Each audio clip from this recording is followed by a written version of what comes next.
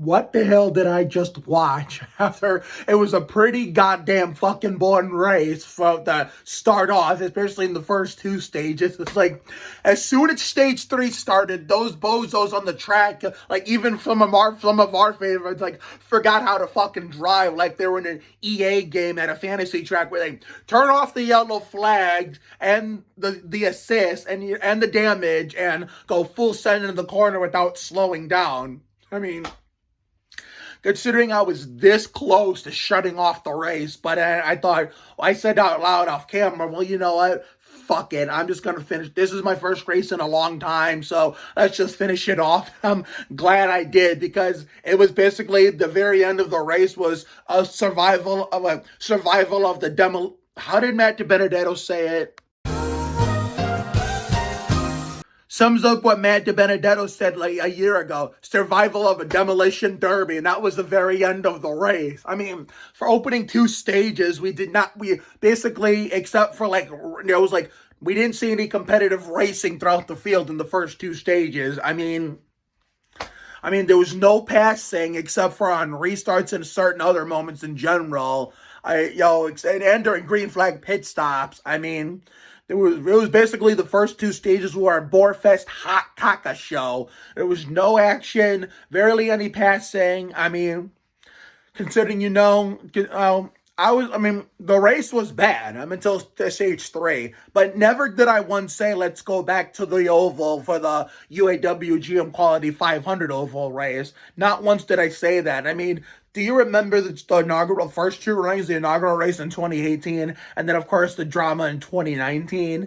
Yeah, I mean, we've had good races overall, good whole races overall at the Roval in the past, so just don't turn your back on this track now, all of a sudden, because we had one bad race. I mean, bad races do happen, and it's not even the track's fault. It's not the track's fault. The track produces good racing. Only problem is, NASCAR fixed their shit in intermediate tracks with this new package with the Gen 7, but unfortunately they kind of fucked up the racing product with the short tracks and the road courses. So NASCAR needs to fix their road course and short track package, hopefully, for 2023. Otherwise, I'm going to be scared for the Old Dominion 500 in Las Vegas in 3 weeks. I'm going to be scared for the Old Dominion 500 in 3 weeks and the All-Star Race in North Wilkesboro, next May, when we get to, towards the end of season 2, if spring is in the air, because that's a race I'm planning to skip outdoor time, even if the weather's nice, just to, watch North Wilkesboro to see what that was like from before I existed, when I was a baby, because the last time the Winston Cup Series raced there full time was 1996, and I was only a toddler. I was basically about a baby to a toddler. I was only 2. So I want to see what Wilkesboro was like, which is why I'm actually going to watch instead of going outside, which is going to surprise you all with how I am today with me being older and shit. But yeah, stage 1 and 2, caution free, with no passing, barely any action, and little to no competitive racing, except for doing green flag pit stops and some restarts, and certain moments in general, and basically just about no drama until stage 3. I mean, it was a crazy ending. I mean, it was a fantastic ending, but just because it was a fantastic ending and a wild, crazy finish, and a Livin' La Vida Loca stage 3 does not save this from the fact that it was a bad race. The only thing that saved it from flopping altogether was the very end. Whoever hit that billboard sign and got it on the track, I swear to God, I hope they get a talking to from the team owner or the spotter or the crew chief or whoever come Monday morning when they get into the team meeting. I mean, either they get a talking to, like, what were you thinking? Look how many people beat the shit out of each other on those last 2 restarts. Or either that, even if the teams do that to whoever driver, us fans should be thanking whoever did that, because if whoever did it did not do it, that last caution before the craziest 2 restarts would not have come out. We would have got the survival of a demo derby. I mean, that shit creates a lot of excitement, but that does not mean good racing. I mean, I love getting excited over shit like that, demo derbies, but it doesn't mean fix the racing product or make it any better. So hopefully come next year, in 2023, NASCAR fixes their road course package and hopefully their short track package, whether the Old Dominion 500 is boring or exciting. I mean, it's like, holy shit.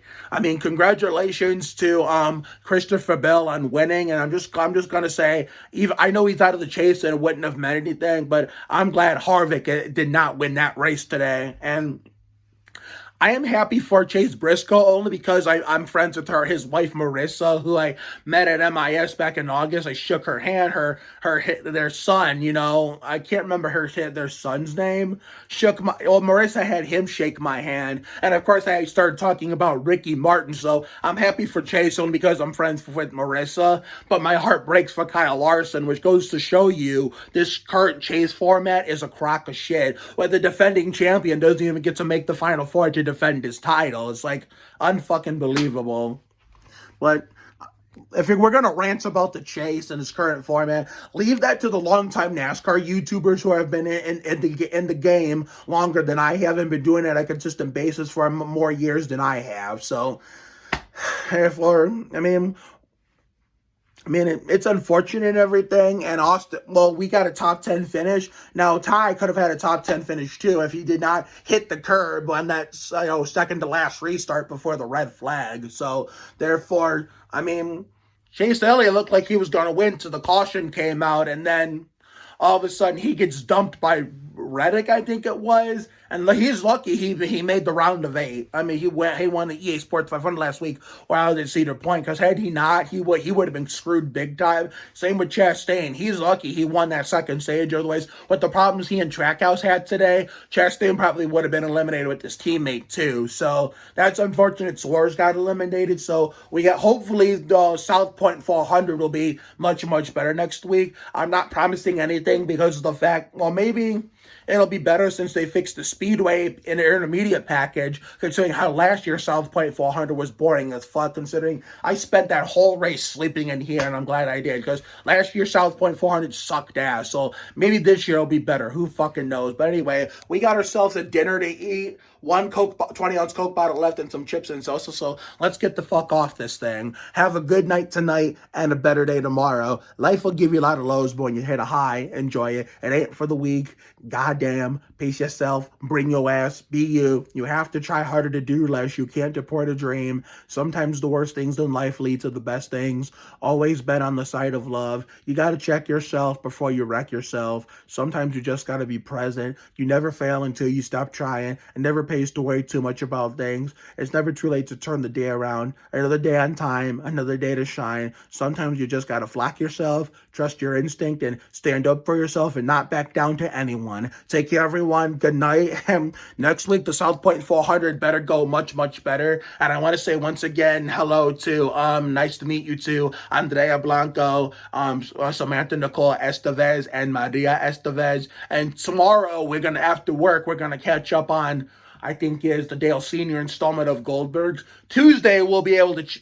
I figured, since it's a series premiere and season premiere of Winchester's on Tuesday, if we could cheese some bonus outdoor time on the day of the Goldberg's premiere, and we still watch it anyway, we could do the same thing with the Winchesters this coming Tuesday. We'll go outside and enjoy the weather, but at the same time, we'll come home in a timely manner like we did when season 10 of Goldberg's premiered, and be home in time for the series premiere of Winchester's for what will be the Steve Park installment. And maybe we'll do it again for the Goldbergs for the Dale Senior Austin Dillon installment. And this Thursday, that girl Lele makes their grand return. For what will be the Bill Elliott installment. Then we got the Dale Senior installment of Flash. Friday, we got Friday is going to be back to me.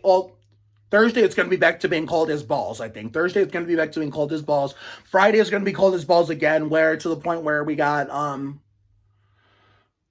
I'm trying to do the count. The Ty Dillon installment of Valley View and the Ryan Newman installment of Ultraviolet. Saturday, I don't think we got anything. And then Sunday, the South Point 400 at Viva Las Vegas. But if we don't have anything important on Saturday, any other better obligations, then I guess we will watch the Busch race at Las Vegas next weekend. So see you later, everyone.